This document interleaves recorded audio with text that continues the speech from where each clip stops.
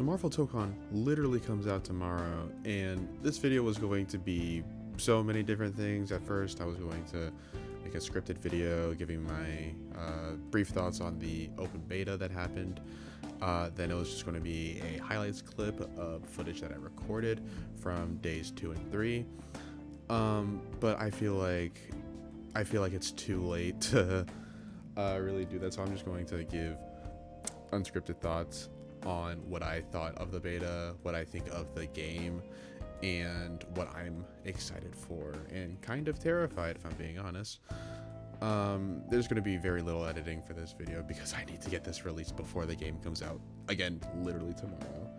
So yeah, let me just start with the beta itself. It wasn't good. And that's unfortunate because the game itself was pretty good. I'll get into that in a bit. But I just wanted to get this out of the way quickly. That open beta was just not good. The network issues. Oh my god, the network issues. I was literally about to fight my friend for the first time in this game, and we both DC. It's like, it was actually insane. I think they should have done this beta like maybe a month before launch, because giving the devs less than 2 weeks to fix all of the issues that both PC and PS5 players had with the network is definitely going to take some time. And like, again, the fact that they have to fix it less than 2 weeks before the game actually comes out is not a good sign. So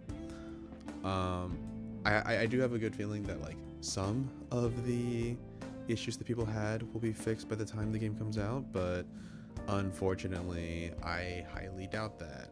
The fact that this game has a billion measures of anti-cheat is just unexcusable or inexcusable.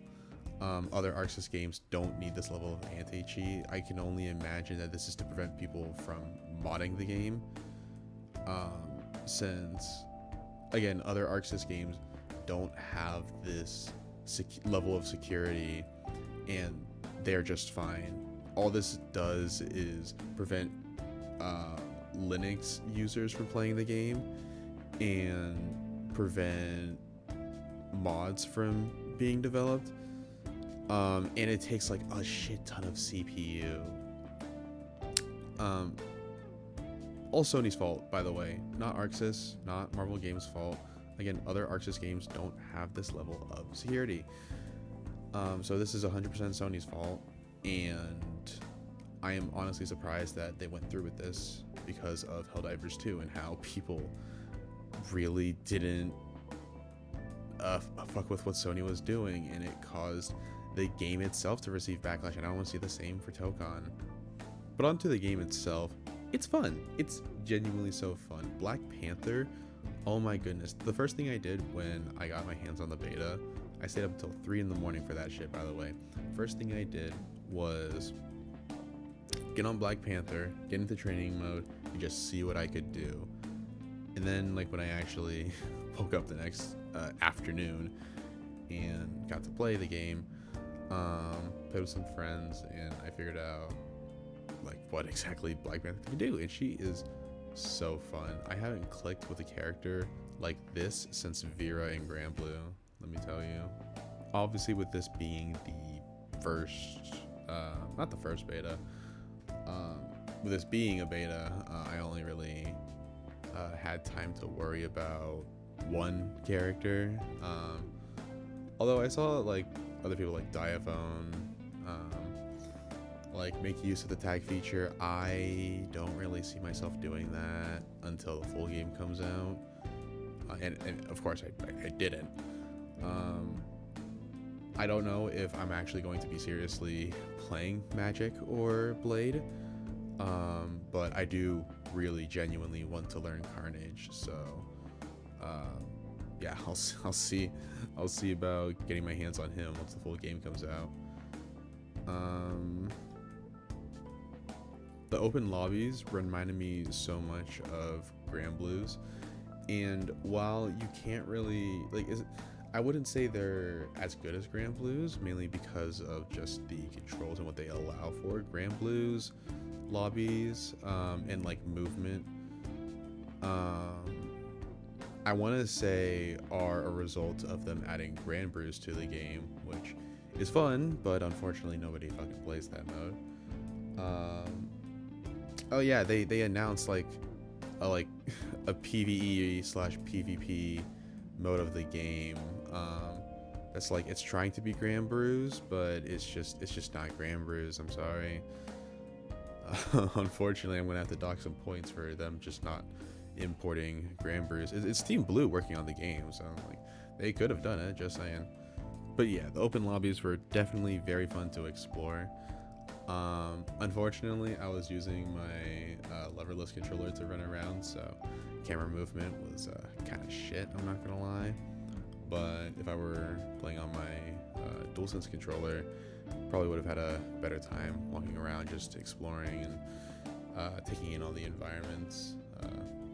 Even though Civil War happened, glad to see Peter and MJ together, just hanging out in New York. I guess I can talk about the episode mode. It's cute. They only had 3 episodes of the Amazing Guardians, and I like how the artist draws the characters, most definitely. The voice acting's pretty good. Well, what can I say? It's fun, it's neat. Love to see Spider-Man struggling. There are 3 things. Like nothing in life is certain except death, taxes, and Spider-Man being miserable. Love to see that. Also, I don't know if it's like implied that Star-Lord isn't, or like the Guardians of the Galaxy don't exist in the Tokon universe. And like that sounds stupid because Star-Lord calls himself like Guardian of the Galaxy, and the sentence structure implies that he is a Guardian of the Galaxy, not the Guardian of the Galaxy. That's why I hate the English language so much. But like, there's also really no references aside from Cosmo. I think that's the only like reference to the Guardians of the Galaxy outside of just Star-Lord being a character. Peter doesn't quip about him ditching the Guardians just to join his team.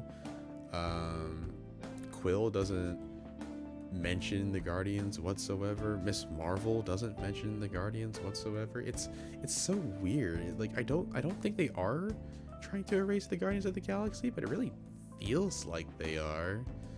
I don't know.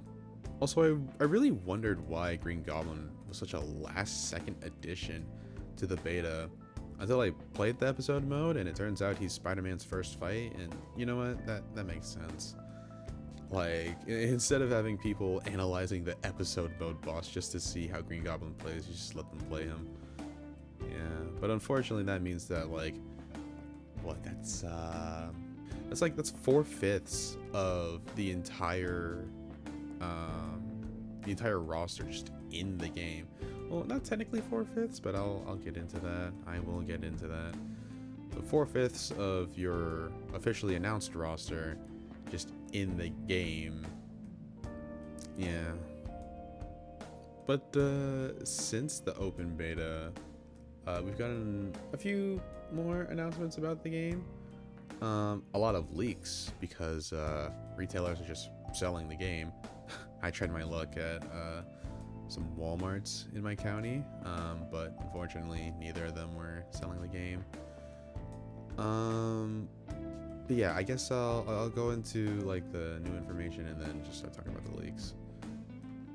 So we're getting like really last minute character guides, and the past few days, I'm assuming today we're going to be getting, I'm gonna predict Carnage. We're gonna get Carnage Day probably. It'd be crazy if we got Deadpool. But we've gotten Hulk and Loki at very weird times. Other guides released like 1 p.m. ET.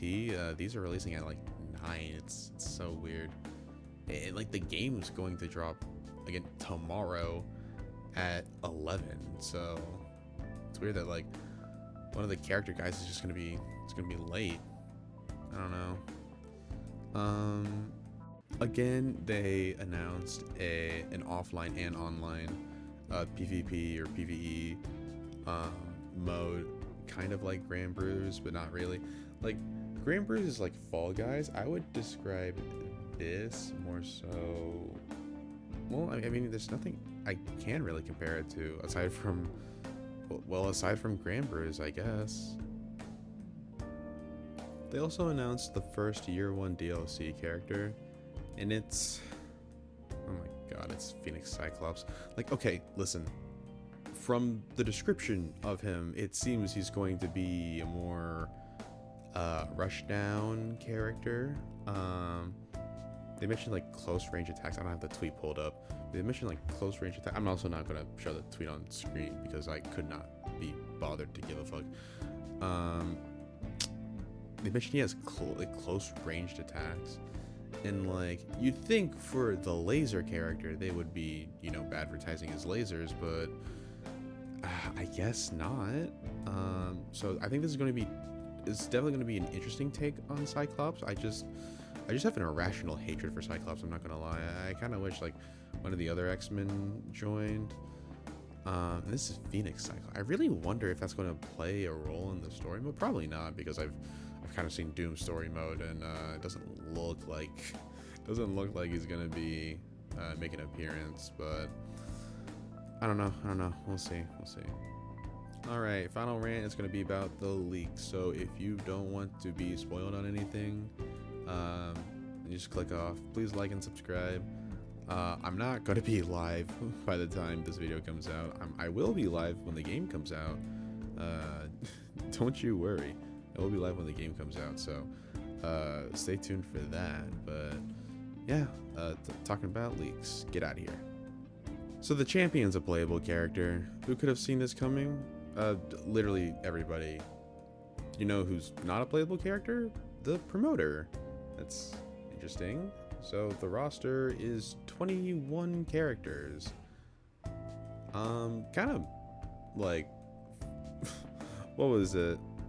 I can't find the right words, but like, kind of ruins the whole team thing when it's just like that one outlier.